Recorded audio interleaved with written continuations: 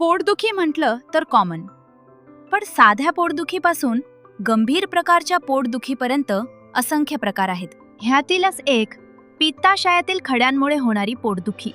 त्यासाठी पित्ताशयातील खडे काय आहे हे जाणून घेणं महत्त्वाचे ठरतं. आपल्या शरीरात पित्तरसाची निर्मिती ही यकृतामध्ये होत असते. यकृताच्या खालच्या बाजूला पित्ताशय नावाची एक छोटीशी फुग्याच्या आकाराची पिशवी असते, जिचे काम असते जास्त तयार झालेले पित्त साठवून ठेवणे व प्रत्येक जेवणाच्या वेळी ते पित्त नलिके वाटेत तहान आतड्यात सोडणे. खाल्लेल्या अन्नाच्या पचनासाठी याची गरज असते. हे पित्त जेवणानंतर ठराविक प्रमाणामध्ये पचनक्रियेसाठी लहान आतड्यात सोडले जाते.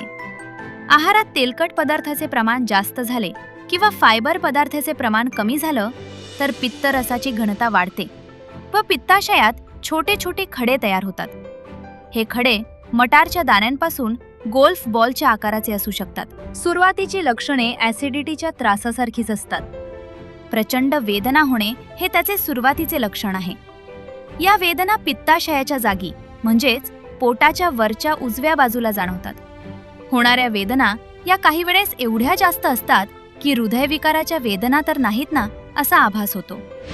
याचबरोबर मळमळणं, उलटी होणे, उजवा खांदा दुखणे, पाठीत दुखणे, ताप येणे अशी इतरही लक्षणे जाणवतात.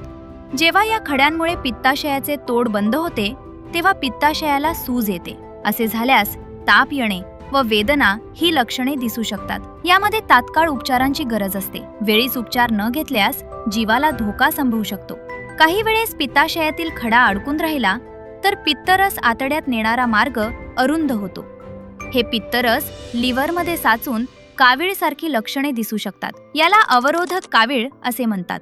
पित्ताशयातील खड्यांचे निदान हे सोनोग्राफी, पोटाचा सिटी स्कॅन यावरून करता येते. यावरील उपचार: पित्ताशयातील खडे आपल्या आत विरघळून नष्ट करण्याचा कोणताही उपाय नाही.